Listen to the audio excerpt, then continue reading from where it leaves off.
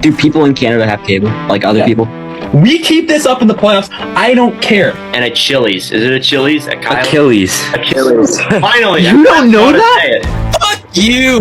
Get this guy the fuck out of here! Alright, well, coming in at number 5, I got Anthony Stolarz. Now! Jets are winning the cup! Thank you for watching and listening. Hello, everyone, and welcome back to another episode of the NordCast / Nord and Block podcast. It is Tuesday, June 10th, 2025. I am your host here, Nordic97, joined with Carter. Carter, how we doing? We're doing really well. I'm glad that we got a hockey game back. I'm just kind of pissed that it was like not anything like what we've had in the first two games. Like this, a blowout was coming. I think we kind of knew it, but like I was kind of hoping every game kind of would have been like one score. But, yeah, me too. You know, the Stuart Skinner effect. And we also have LeBlanc here. LeBlanc, how we doing? We aight. We aight. Yeah. Man, what a! I don't want me to be beat. I love hockey, but man, what a waste of time this game was. Yeah, this was brutal. In terms of entertainment, for Florida, it was pretty damn good. For Edmonton, it was pretty damn awful. This was actually a terrible performance by the Edmonton Oilers. And what's crazy is they outshot Florida. That's the wild part. And they played horrible in this game. So I got to go over it. Brad Marchand opened the scoring from Lindell and Losterainen. Nice goal. Skinner's out of position. You know, all that. Then the penalties started coming. And it really started in that second period. You had literally 1, 2, 3, 4, 5, 6, 7 penalties in the first, 17 minutes. And some of them were on Edmonton, some of them were on Florida, but, you know, you kept giving Florida so many chances. Evander Kane played terrible in the first period. In the second period, it got a little bit better, but overall, it was just awful from him. I really thought that Darnell Nurse looked pretty damn bad. The Oilers just looked so dysfunctional. Honestly, I really don't know what else to say. They just looked so dysfunctional in that first period. We'll get into the other periods in a moment, but what were your guys' thoughts with all those penalties and all that stuff? Every game. I don't know why it's the thing. Every first period of all three games, it's been, we're going to call everything to a T. Literally. And it's every first period. Then second period, we're like, let it slide. Literally. That's literally what it's been. What? Carter, what are you thinking? I completely agree. There's been 24 penalties in the first period within the first three games. That's usually what the total should be throughout every period, probably through three games. That sounds more right. 8 penalties a game. No, 8 penalties a period is the average. I think the last two have kind of been outliers. In the first game, there was 5, then it was 9, and then it was, I think, 8 today. Or so, is that how the math? I think that's how the math works. Either way, it's something like that. It's something ridiculous. The first periods have just been crazy, and Evander Kane looked horrible. I texted it to you, Nord, but Kachuk right now seems to be in Evander Kane's kitchen. He is living there rent free. Kane might be paying him to live there. It's bad. Yeah. LeBlanc, you were saying something? Sorry, I kind of cut you off there. I totally forgot what I was going to say. But to add on to Carter's point, because in game one, it seemed like Evander Kane had Kachuk on wraps. I don't know, because game one, Kachuk and Kane went out, but Kane seemed to have the upper hand. And then now the script is flipped. I know. I don't know how you change it. The Panthers have found a way to get into the Oilers' heads. And now, I'm going to be completely along with you. We don't even need to go through the rest of the game. Who cares? We know what the outcome is. Bennett had a goal. Verhaeghe had the goal at the end of the period. Reinhart had a goal. Ekblad and Rodriguez scored the other 2. The Panthers are in the driver's seat.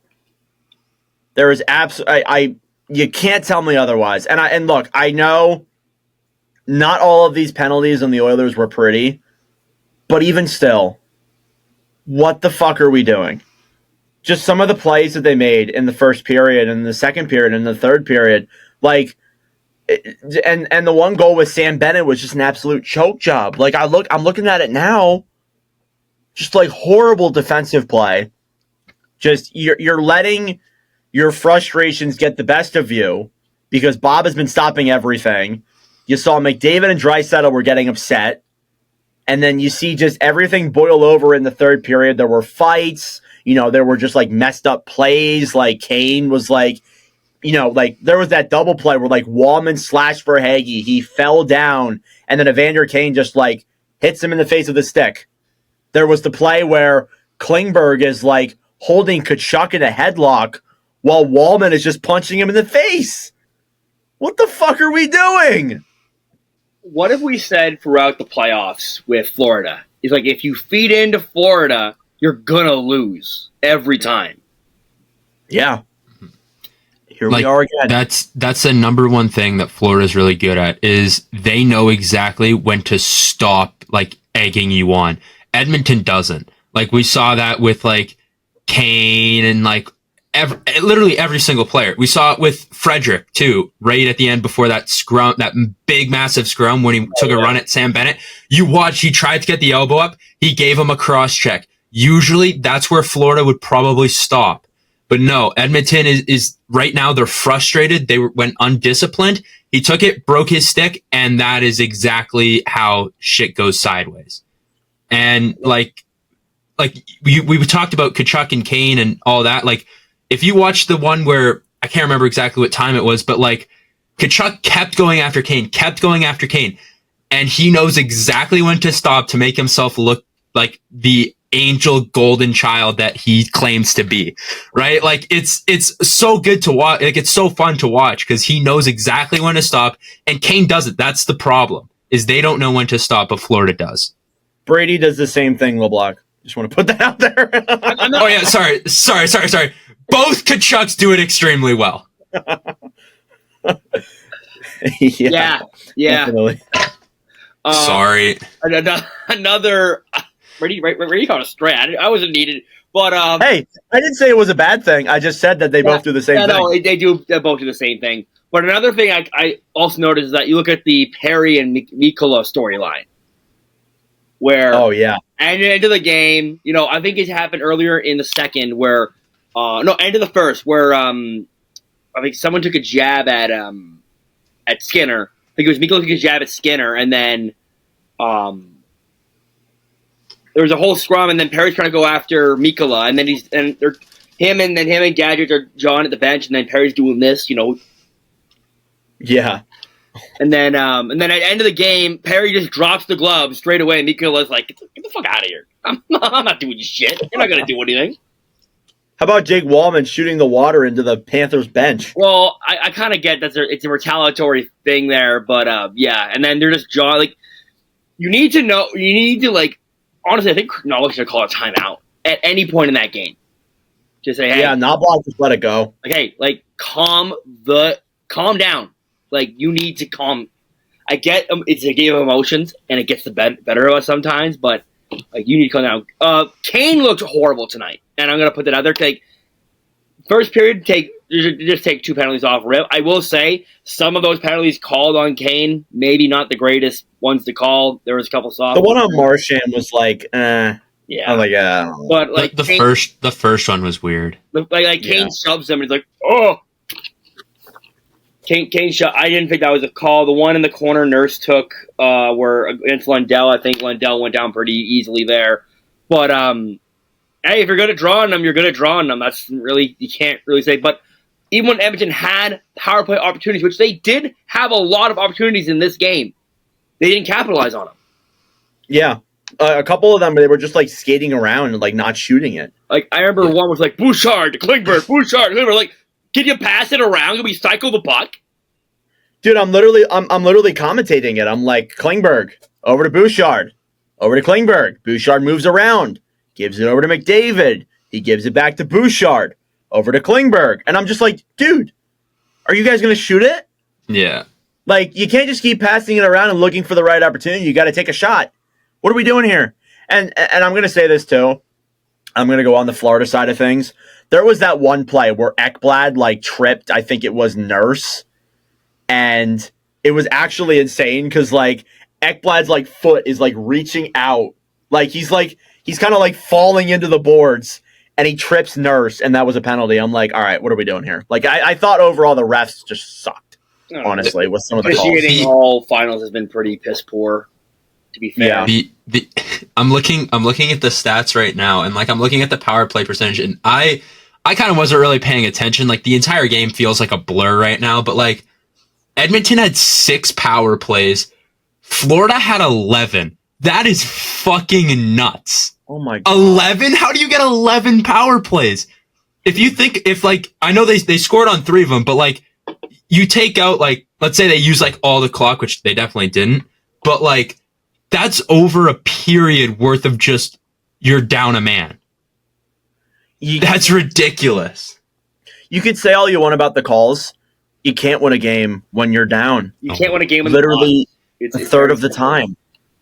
Literally, like you also can't win a game with McDavid not on the ice. Yeah. Exactly. Bottom line, the Panthers found a way to get into the Oilers' heads, and that is the huge advantage they're going to take here. And again, I know you guys might disagree, but I think they have the driver's seat. Like I honestly like. I'm thinking during that game, I'm like, this might be it. This might be wraps. Like, honestly.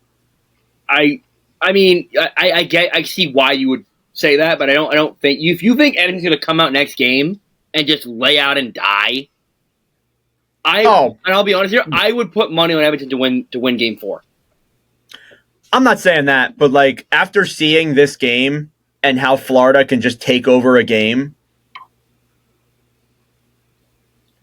I don't know. I'm going to ask you this.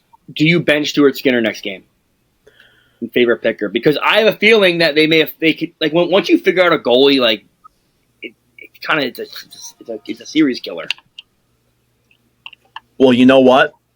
They did it with him in round 1. Yes. Honestly, you should.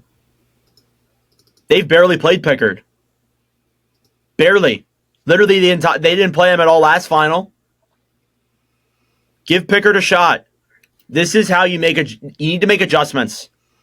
You straight up, and I forget what team it was that didn't make any adjustments, and they got cooked the following game. Was it Toronto? It might have been Toronto.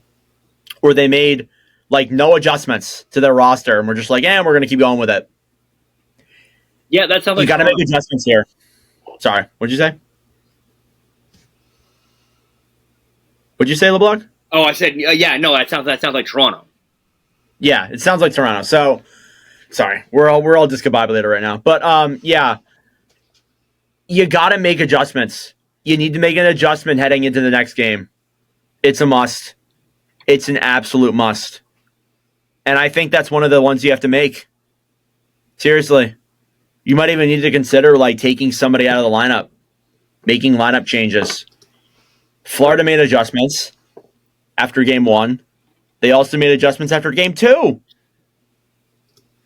You need to take out a guy like Frederick. I feel like he'd be one of the ones I'm talking about. I haven't heard. I'll be honest, I haven't heard his name all playoffs. He's been okay as like a good 4th line guy, defensive play and all that. But like for adjustment's sake, you could take him out. No, I agree. I totally agree with that. I think Troy Stetcher's got to come back in this lineup, man. Klingberg's looked horrible. Every time I see Klingberg, he fucks something up. Or he's taking a penalty, or he's like just defensive turnover. Yeah. I honestly agree with that. Like Ekholm's been good in his return. Yeah. But when Stetcher was in there, he looked great. Yeah. I'd take out Klingberg because you're not taking out Kulak. Kulak's been good.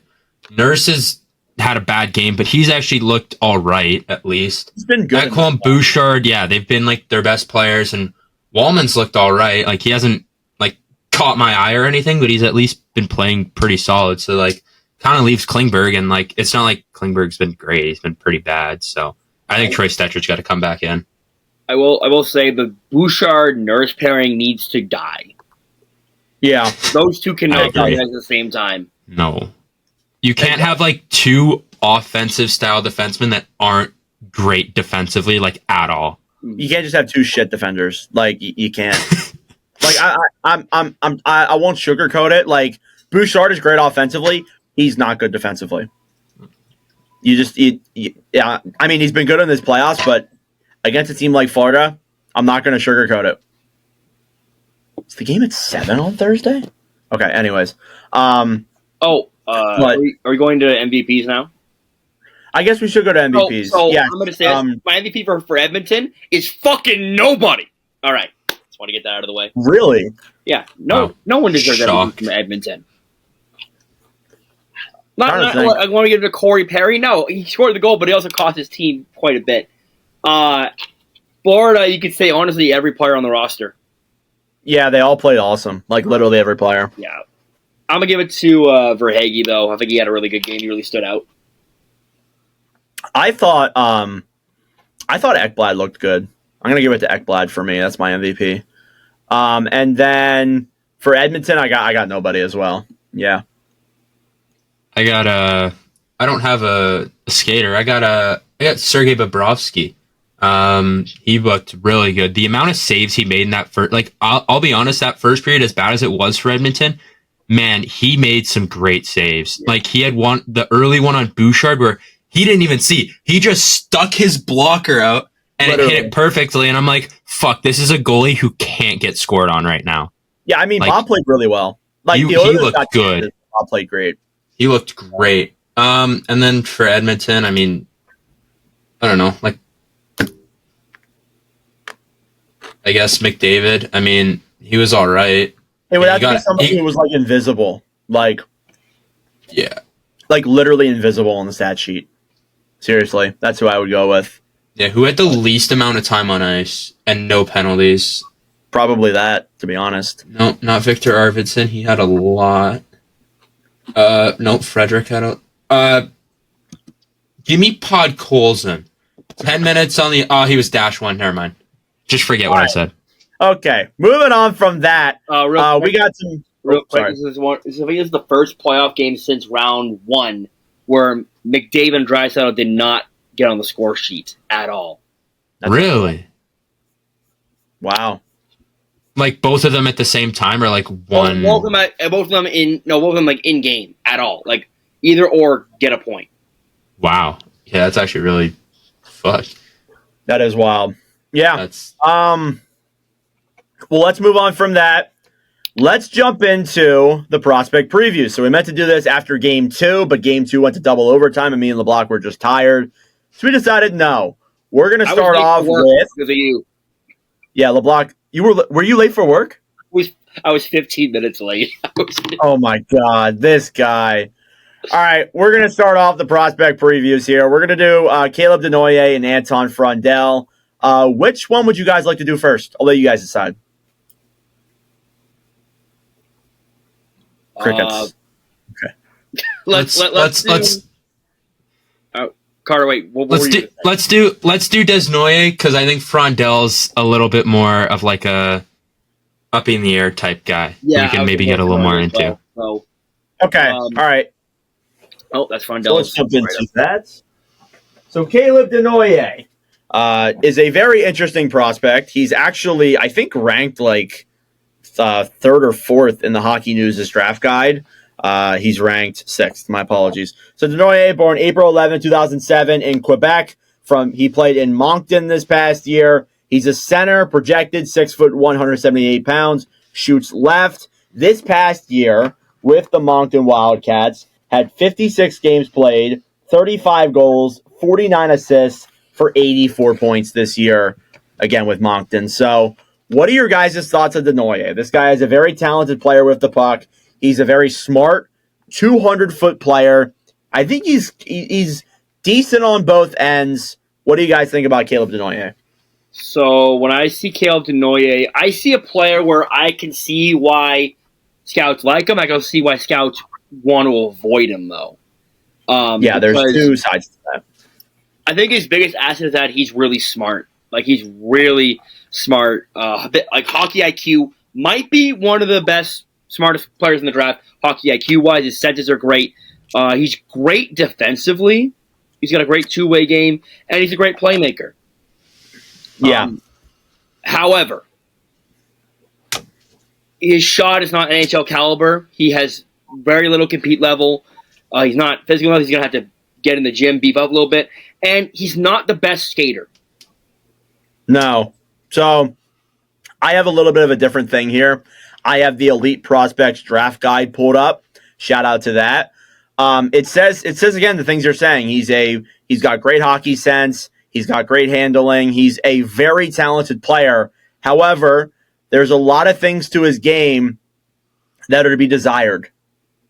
He has a very weak skating, 4.5 skating out of 9 on Elite Prospects. His shooting could be better. His stick handling could be better.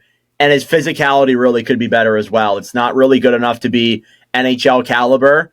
This is a guy who's going to take time to develop.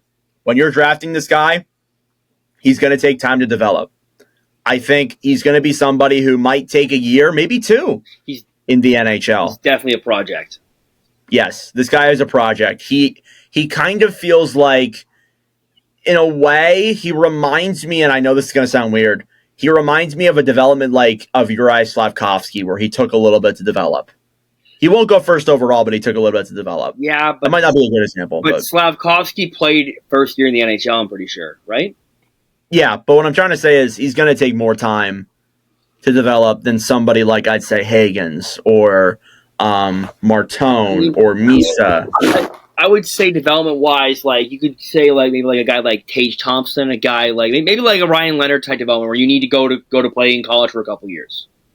Yeah, but this guy has the talent. This guy has the talent to be something really good. It's a matter of can he work on it. So, Carter, you have any thoughts on Desnoyers? What are you thinking about this guy? Yeah, I mean, you guys have kind of hit most of the points. I think that he's a very elite playmaker. I mean, he's really good in transition. That's one thing I've noticed. Like his skating's not really the best, but he's kind of, with watching him, he's pretty good at, transitioning from defense to offense, and he's pretty good at getting back when he can. And he's really good at finding those soft spots and getting to goal scoring areas, I've kind of noticed. So he doesn't always score on those, as we've kind of said, like he doesn't have like an NHL caliber shot, but as far as a junior shot goes, it's good. And, yeah, I think he's pretty good. But the biggest concern I have is like, it's sometimes hard to judge these QMJHL guys. Like some of them work out very well. Some of them don't. Cause I don't think the QMJHL has the same reputation as the WHL or, the OHL, right? Like there's been so many, like some prospects that have come out of the Q that are amazing, but they just don't live up to that expectation. Like, I mean, you look at Lafreniere, right? Like, I mean, he came out of the QMJHL and was supposed to be this generational prospect. Granted, the Rangers did kind of screw him a little bit, but like, we haven't really seen what he's supposed to be. And his development, as you said, Nordic, like it might take a while for Desnoyers, but it's kind of the same with Lafreniere. Like he got sent to the NHL right away and looked shaky, So it's scary drafting these QMJHL guys, but I mean, if at worst he's going to be a guy who can be great on your third line, I mean, it kind of sucks that you'd take him this high, but I mean, I feel like that's probably his floor, in my opinion. Yeah, I will say this about the Q. I feel like it's a lot of hit or miss. I will agree with that. Just think about like the prospects who have come out of there compared to the WHL and the OHL.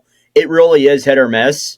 So I will agree with that for sure. LeBlanc, anything to add on that? So, as someone who lives in a city where we have both a OHL and across the river we have a QMJHL team, I have been trying to get out to more Q games and I see the differences between the two leagues.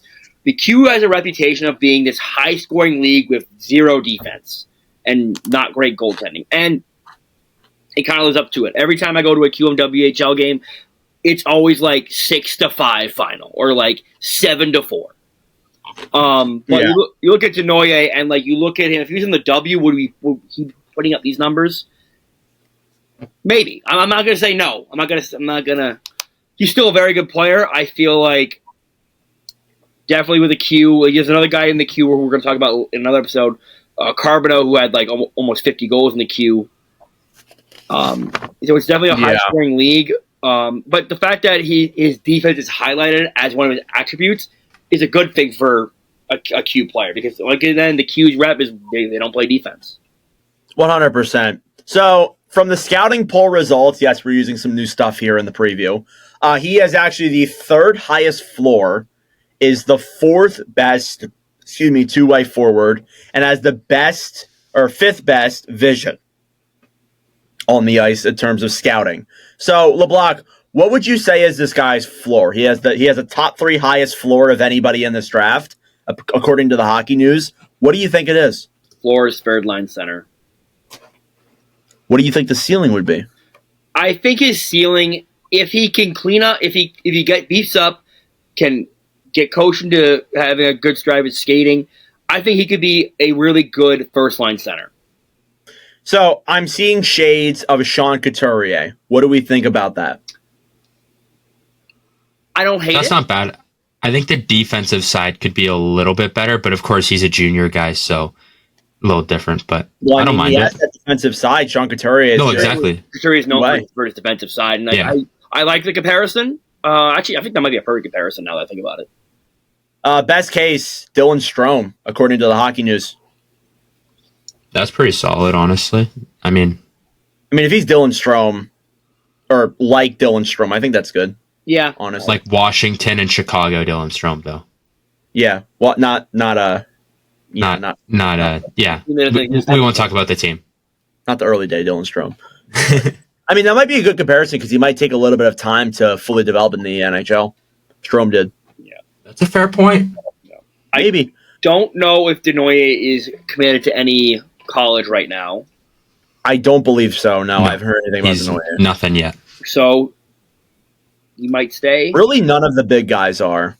I don't think. So besides like maybe Jackson Smith, that's about it though.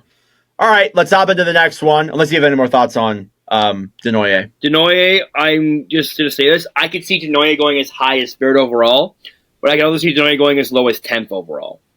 Yeah, he's really like a pulverizing player in that sort, and I kind of like him for that. I think it's going to be fun to see how his development plays out. When we do honestly. our final mock draft, when we do the big mock draft before the draft, it's going to be weird where we have him placed because, especially after the combine, which I still have to go over some of the combine stats. It's going to be interesting for sure. Which we plan on doing one very soon, by the way. We got to talk it out, but we're planning on doing one soon since the draft is in a couple of weeks, and we need to start talking about it some more. All right, moving on to the next player, Anton Frondell. So Frondell's an interesting character. He is born May 7th, 2007 in Sweden. He played in Djurgården this past year as a center as well. He's 6'1", 198 pounds, according to the Hockey News.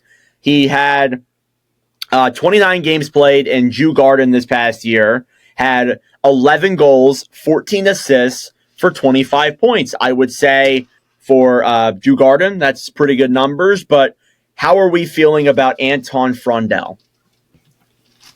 I'm very high on Anton Frondell. I think this dude should be a top 4 pick. And I have a location for where he can go, but he's a big body, big boy. He can shoot. He's got a very good shot, very good NHL caliber shot, very good defensively, and the puck control is, as the kids say, bananas. Yes, it's one of the better puck controls in terms of that. There's a couple of things I would say he can improve on, but this kid's very talented. He's an overpowering two-way forward. He's got a high-end release. He's got pretty good off-the-puck instincts as well. And just overall, this guy's playmaking is through the roof, as LeBlanc said. Yeah, and he needs to work on, once again, I find a lot of the younger kids, they're skating. It's either you got it or you don't. Yeah. Skating's really hit or miss, and he kind of, I wouldn't say he's a bad skater, but he's not a great skater. I think that can be fixed with coaching. He's got to work on his playmaking ability, and he's got to get in the gym. Got to beef up. Absolutely. Carter, you said you're a little bit up in the air about Anton Frondell. Why is that? I'm not really up in the air. I'm saying his draft position's up in the air. Oh, okay. Because everybody thinks he could go maybe 3, maybe he slips down to 8. He's kind of a weird flip-flop spot for a lot of teams. Like it's hard to get a read on what teams are thinking. But as far as him as a prospect, I think that outside of like kind of the top two of like Misa and Schaefer, I think that he probably has the lowest risk to at least be an NHL guy. Like, I think just the way he plays kind of reminds, I know we're going to get to like a player comp, but he kind of reminds me a little bit of Landeskog, just from like the physical standpoint and kind of how he plays. He's really smart as well. He's really good in all three zones. His compete level is really good too, but I mean, you kind of have to have that as a guy who's playing, in Europe. But I really like him. I would be happy if he fell to 6, but I mean, I don't think that's happening because I don't know. You never know, though. You never know.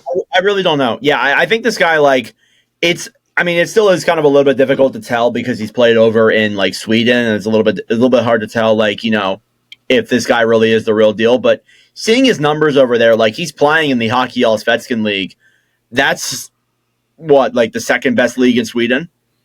I would say that's pretty damn. Is it even in Spets? I don't even know. It's like one of the pretty good leagues out there in Europe. I really do think this guy has the talent and he has the potential, and you guys are very high on him. I definitely think like he's a little bit shorter than I'd like him to be. He's a little bit average height. I'd like him to be a little bit taller, but even like if he went to 6 on my team, I would be fine with it. He's ranked in scouting polls with the second best shot in this entire draft, the 4th best power forward, and the 5th highest floor in terms of the scouting rankings. LeBlanc, were you going to say something? I was, but I forgot. Again? Sorry, buddy. I keep making you forget. It was something about it. I know Nordic was talking about height, and then went to speak up. He's 6'2", and he's gonna grow. He's gonna grow. EP's lying. He's 6'2", 205. This guy's a monster. He's gonna be. He's gonna get into at least 6'3", 6'4". Oh, for sure. He's a liar. Easily. EP says he's 6'1". Oh, yeah, they're lying. At the it's an inch. The combine said it was 6'2", so I'm going to take those stats over the. Anyway, I have 2 players I think I see shades of in Frondell, and I think one of them you're going to kill me for. Who is it? I see Anze Kopitar. Really? And I see shades of not as good, but I see a little bit of Leon Draisaitl. Really? You think this guy has the shades of that? I said shades. I didn't say he's going to be Draisaitl-esque. I want to put that out there right now. Well, I'll tell you the player comparisons, but first and foremost, what do you think this guy's floor is? I think his floor is like middle sixer. I don't know. I'm really high on Frondell, and I think his ceiling is probably going to be elite first line center. Okay. All right. So some of the comparables that I have here. So Elite Prospects thinks he shows the shades of Bo Horvat. Ironically, these are all Islanders. Anders Lee and Brock Nelson, or former Islanders, I guess you could say. But still. So what I'm hearing is, based on this, he's a lock to go number 1. Yeah. Yep. That's kind of funny, actually. What do you think about those? Those are shades of, not like his comp. But we can build the Super Islander. We have the technology. That's what it sounds like to me. His best case, a Robert Thomas. And you're high on him. You think he could be better than Robert Thomas? Well, I think Robert Thomas is a very good comparison for him. But yeah, I think like Robert Thomas and Kopitar like play similar styles of hockey. So if this guy has a career of Anze Kopitar, I hope he drops. I don't think he'll be Selke level of Anze Kopitar, but I see the shades. I want to remind you that the shades are like, yeah, he's the next Anze Kopitar. Bookmark that shit. No, I didn't say that. Oh, I didn't say that shit. Now that you said it, clip it. Now that you said it, we're gonna clip that and post it when he gets drafted. But yeah, anything more on Frondell? I love this kid. I love both these guys. Actually, these guys are my favorite. Yeah, I think Frondell. I think I really want to see him go to Chicago. I don't know. Like, he's a center, though. That's why I'm like a little bit, I don't know. You could kick him out. I mean, not all centers project to be centers. That is true. You have a good point. I for one, I look at all the centers in this draft. You have Higgins, you have Frondell, Desnoyers, Roger McQueen, who we'll talk about. It's a center draft, and I really hope that the Flyers pick one of them. But if they get Frondell, I'll be happy. Honestly, I want Higgins more, but if they get Frondell, I'll be happy. Okay. For sure. All right. So to wrap things up here, I know we do the prospect previews usually, but LeBlanc got some stuff from the draft combine in his little post-it note that he wants to talk about here. So LeBlanc, I'm just going to let you take it away. We'll kind of react to the stuff that you tell us, because honestly, with the Cup final and stuff going on, I didn't really look into that too much. All right. So basically, I got about six of them here, but basically they had a scouts and executives do an anonymous survey. Now, I don't know. There's a lot. There's about, I think there's like, they had 11 scouts and I think 5 team executives do this survey. And they were asked just random questions about certain players or what their feeling was. And they were asked who was the best player in the draft. They were asked about the gap, but I didn't write down the gap. But 13 people said Schaefer was the best player in the draft. Out of how many again? Sorry. It is like 11 scouts and 5 team executives. Okay, so 16. So 16. Right. Yes. All right. But some said ties. So if they're tied, I just put both in. Okay. 8 of them said Misa's the best player, and 1 person said Porter Martone. Really? Was it the Florida Panthers? No, I'm kidding. I don't know. But and then they mentioned these players were just mentioned to go 2 to 4. They just put them in there as like an honorable mention. 4 said Higgins, 7 said Frondell, 2 said Brady Martin. Yeah, Brady Martin we're hearing a lot of. Speaking of Brady Martin, I'm going to say this before we get into all my notes here. There's a report by Cam Robinson that Utah is, quote, enamored with Brady Martin. I think it's happening. And I'm okay with that, honestly. Like, you already have so many guys as it is. You kind of need a guy like that on Utah. A guy who can, play the way he does. Like, you need somebody. I feel like you need somebody. Here's my thing on that. If you're drafting in the top 5, I don't want to be drafting a potential third-line center. That's the other thing. I'm like, I don't really know. But I got to be honest, Utah has almost everything. They're gearing up for a playoff run next year. And so... Sorry, go ahead. Sorry, go ahead. No, you go ahead. It was another point. But I was just going to say, like, what is one of the things they lack? Like kind of like third line. They need a physical center, and I do get where they're coming from, but you could trade down and get Brady Martin, unless Brady Martin is somehow now everyone's like, I need what are they called? The Infinity Stones. I think he is. Ring. I think he definitely. I don't think he's just on Utah's radar though. I think he's on other teams' radar. He is. He had a very good combine, and that's why he's rising. And then one scout did say, quote, if Roger McQueen was healthy, he would be a top 4 pick. Mm-hmm. Yeah, Roger McQueen is very intriguing. I've heard his name a lot in some of these reports. So I'm now going to tell you the other mentions. So one of them asked, who is the best defenseman outside of Matthew Schaefer? Now, I will say not all the scouts answered these questions. Some decide not to answer. Don't know why. But out of this, we got 6 responses. 3 of them said Radim Murka. 2 of them said Jackson Smith. And 1 of them said Kayshawn Aitchison. Kayshawn. Man, that's going to be wild. He's going to be very interesting to see. So, I'm looking forward to that. Who is the most overrated prospect by the general public? Oh. So, I'm going to tell you this. We have multiple 1 votes. I'm going to tell you who got the most. It was Cam Schmidt. Cameron Schmidt, who's projected to go somewhere in like the mid to late first round, but as the scout said, quote, he's nothing special. He should be a second rounder at best.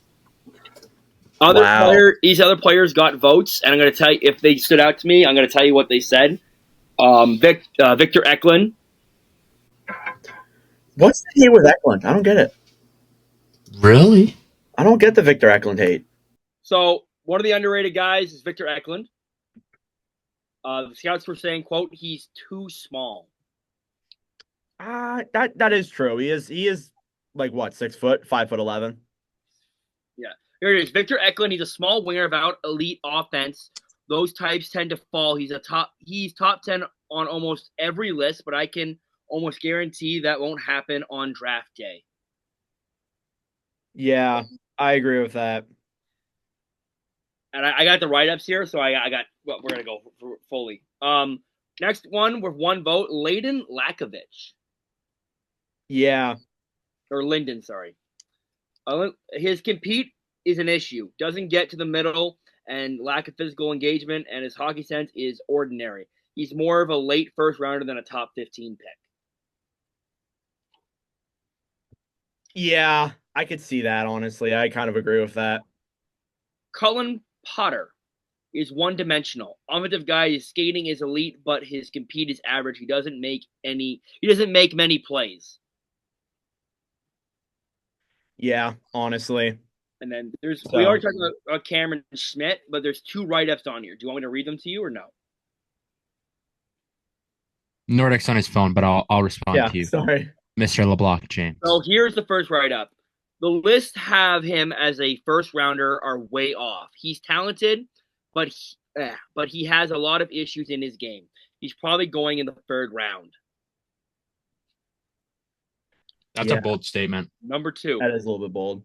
He's not special enough of a scorer where people have him rated. He's skilled and can shoot, but he's slowed down a lot in the second half, and his hockey sense is questionable. I'm not even sure I would draft him. Ouch. And now this next one, this is funny because I found this write up funny. Radim Merca was on this list of overrated prospects. He's not that smart or competitive. I get he's big and skates well, but he's nothing special other than that. More of a teens pick than a top 10 guy. That's crazy. That is really that one. I'm like, are you sure? Wild. He's 6'6". He's 18 and 6'6" on D. I don't know. He's a big boy. Yeah. Next up, Kayshawn Aitchison was on this list. Has major questions for us in terms of his hockey sense and decisions. You love how hard he plays, but he's not that big either. He's good, but nothing special. And then it's funny. We just Brady Martin. People need to slow down on Brady Martin hype because he had a good U18s. He's super likable because he hits a lot of guys and has skill, but he's not a smart player. Probably a middle 6 wing in the NHL. And funny enough, this last executive, Desnoyers and Frondell are both oversold a bit. They're good players who compete, but don't have high-end hockey sense. They are second-line centers at best in the NHL. I would much rather bet on guys like Hagens, Martone, or O'Brien. Excuse me. Yeah, I don't know. Those are all overrated ones. So, and then they asked about the flip side, which is underrated. It's only 6 guys here. Cameron Reed. Elite skating defenseman, was good enough skill and sense. He's not big points guy in the NHL, but he can be successful in the NHL. Caleb Desnoyers. Yeah, I don't know. See him listed often as a 6'10" guy. Would say he's a lot closer to the top 5. He's well-rounded center with very good puck play and size. He will go from the first few picks.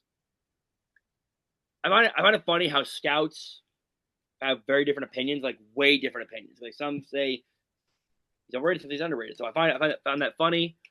Mm-hmm.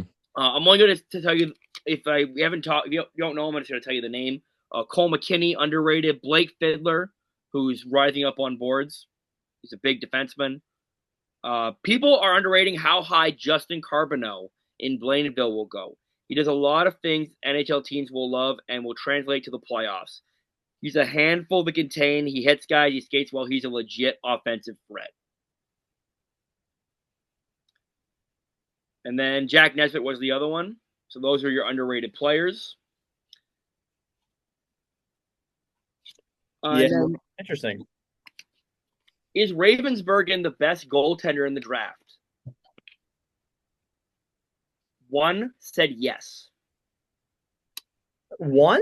Really? It said no. Seriously? Yes. They like the Russian guys better. Oh yeah, no, those Russian guys did have like some kind of like Semyon crazy stats. Yeah, Semyon Frolov and Pyotr Andronov. I'm like Don Train when I'm pronouncing names. So they like those guys a lot better. Even a guy, even the London guy Medved and Medved. Yeah, he's gonna say Medved here too. So 6 said Ravensburgen is not the best goalie in the draft. So might be a surprise on draft day. And this last one here, they were all surveyed and asked these questions about who has the best, who's the best blank in the draft. Best skater, Matthew Schaefer, unanimous vote. Best hands, James Hagan, unanimous vote. Best hockey stance, majority of the votes went to Jake O'Brien. Schaefer got multiple votes. Best compete level, we have a tie, Brady Martin and Keishon Aitchison. And the best shot, majority of the votes were Anton Frondell, but Aitchison, Eklund, and Schmidt got votes. Okay. Yeah. That's valid. Yeah, totally. I don't know. Honestly. So I think mean, like the combine, it definitely has an impact for sure, but I don't know if it's everything. And some of these scouts they don't know what they're talking about. I will say this, like I know in the NFL the combine's a much bigger deal, but in the NFL, like people make the draft picks based off of just their combine stats. Mm-hmm. Yeah. In the NHL, it's not as bad, but there's still it definitely is a factor in this. The one thing I found out from the story is that Ravensburgen not being number one goalie, that kind of surprised me. Mm-hmm. I feel like it's like the Canadian goalie like wave right now. How Canadian goalies are like supposed to be really good, and then they kind of just like drop and like they're not very good. So I feel like that might play into a factor of why they think it. But and then no one mentioned Ivan Kovic either in those when they were talking about Ravensburgen. Okay.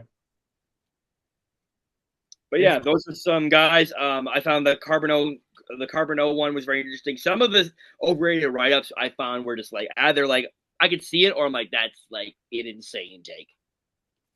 Yeah, I don't know. The Radim Merca one really stood out to me. That's the one I'm like, oh, what? Yeah. Where he's not smart. He's just big. That's wild. You know who's not smart and big? Ratko Gudas. He's a pretty good NHL pro. He's a captain at that. So, But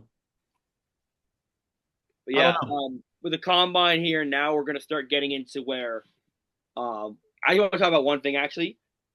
How do you feel about the crazy questions that get asked at these combine interviews? It's so funny to hear some of them. It's so good. Like the one with the joke with the Senators. Oh, I have a stat for you on that, actually. Oh, God. Here we go. Let me just pull it up real quick. Get stats for the questions now? Yes, Jeez. I do. Okay, here it is.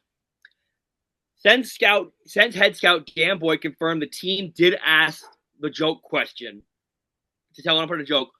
After going 0 for 59, Boyd said they got 4 attempted jokes, and about 2 of them made them laugh out of the 73 players interviewed.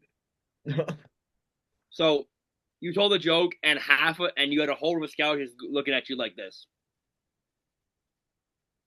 That's gotta hurt. Yeah. Oh my gosh. And I'm gonna defend it here. I think it's a mental thing. Like, are you ready to expect the unexpected? Yeah, to be honest. But or they're just looking for locker room guys. That too. I'm like, you don't like we don't want boring guys. Montreal's Montreal questions always kill me. Like, what animal are you? And then I think Goldfish. Jackson Smith said goldfish and mammoth. Which are Just opposite ends of the spectrum. Literally. What? I don't get it, dude. But yeah, that's all I got for you on the combine. It's here. It's gone, and now we'll see if those questions that those survey results we got are going to have any merit on draft day. I don't know, honestly. Yeah, that'll conclude this episode of the NordCast and NBP. LeBlanc, any final thoughts? I'm just so glad we can record right here, right now, after so many attempts. Yeah, honestly, with your freaking recording and whatever. Carter, any final thoughts? Carter Bear is going to be an absolute stud from this draft. Why? Because his name is Carter. And his last name's Bear, too. That's pretty sick. Yeah, that's also pretty sick as well. All right, well, that'll conclude this episode of the NordCast and NBP. Thank you all for watching, and I will see you guys in the next episode. I'm not saying it. Okay, goodbye. Jack. Thank you guys so much for watching or listening to yet again another episode of the NordCast. If you enjoyed, please subscribe down below or follow us on Spotify and Apple Podcasts.